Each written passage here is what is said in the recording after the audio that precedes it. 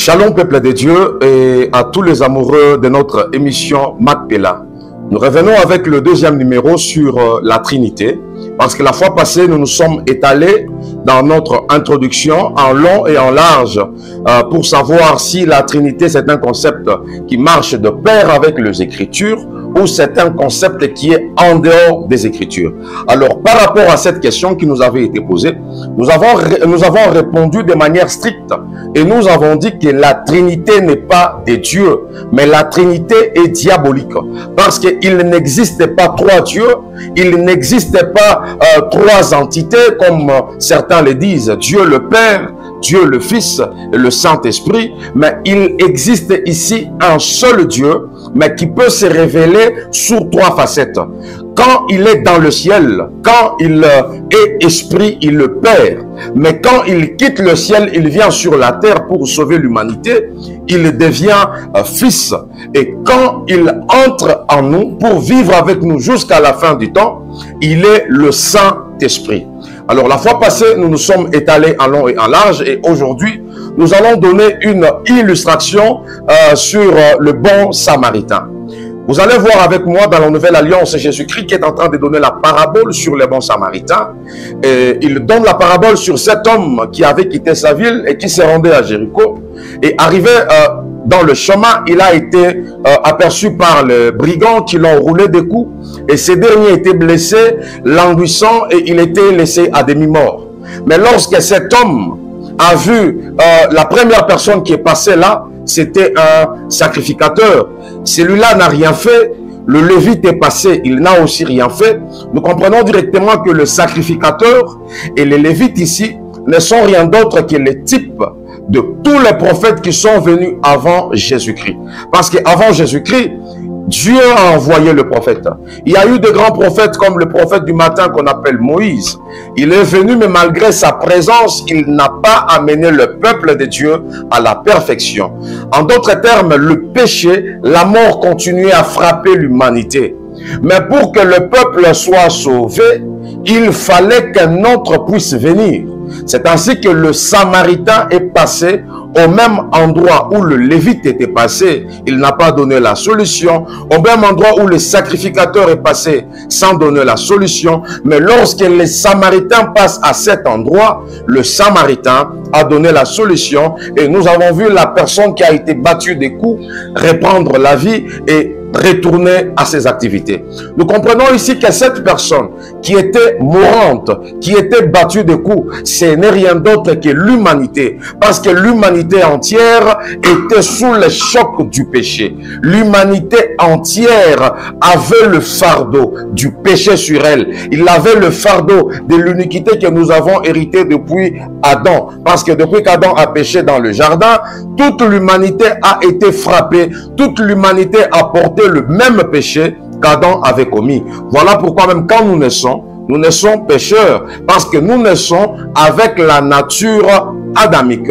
Mais gloire soit rendue à l'Éternel, parce que le véritable Samaritain, qui est la personne de Jésus-Christ, il a quitté les ciels. De la même manière que ce Samaritain avait quitté sa monture, il est descendu de sa monture pour sauver la personne qui avait été frappée. C'est de la même manière que Jésus-Christ a quitté aussi sa monture. En d'autres termes, il a quitté le ciel, il est descendu sur la terre pour sauver, pour racheter la personne qui avait été clouée des coups. Oui, nous étions, moi et toi, cloués des coups par le péché qui dominait en nous, mais à cause de la présence de Jésus-Christ, nous avons eu la vie. Mais qui est enfin? C'est Jésus. Mais c'est Jésus-Christ dont nous sommes en train de parler. C'est Dieu qui s'est fait chair. Voilà pourquoi la Bible est en train de parler dans le livre de Philippiens chapitre 2, le verset 9.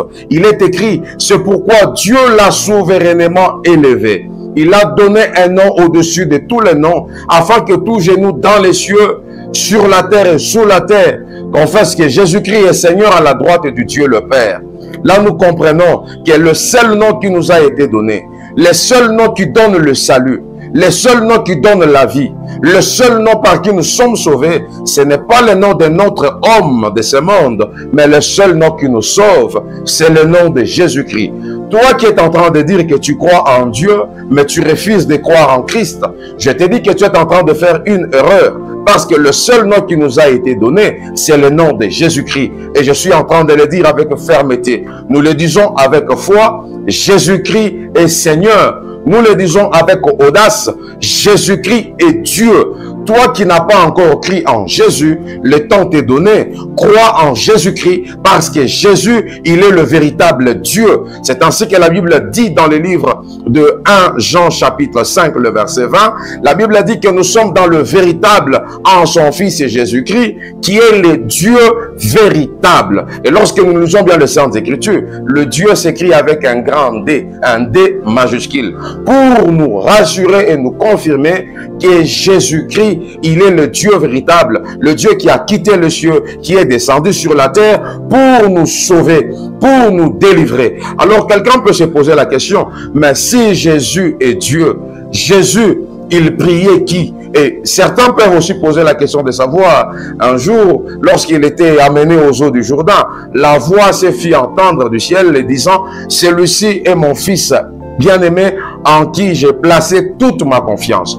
Pourquoi Dieu pouvait parler de cette manière-là pendant que Jésus était sur la terre? Nous comprenons là clairement que si Dieu pouvait dire, celui-ci est mon fils bien-aimé en qui j'ai placé toute mon affection, cela ne veut pas dire que ces deux personnes sont différentes. C'est la même personne, mais qui a laissé sa nature originelle dans les ciels, mais pour que l'humanité entière puisse croire en lui, ce même Dieu-là se présente, c'est Dieu qui se présente maintenant sa nature physique, pour que le peuple puisse croire en lui et que le peuple soit sauvé. Voilà pourquoi, aujourd'hui, quiconque a cru en Christ, qui nous a été présenté, quiconque croit en cet homme de Jésus, qui nous a été présenté ce jour-là, il a la vie.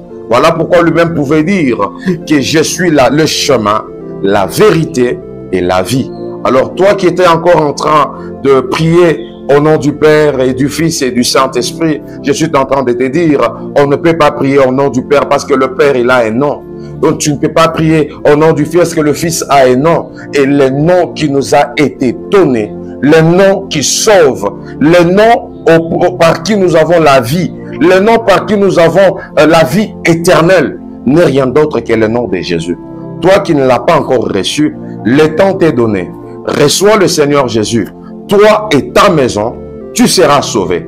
Toi qui es encore en train de croire à des fois en des dénominations, tu crois en des titres, l'heure est venue de ne plus croire en des titres, mais croire en la personne de Yahushua Hamashiach, la personne de Jésus-Christ, parce qu'il est le seul nom par qui nous sommes sauvés.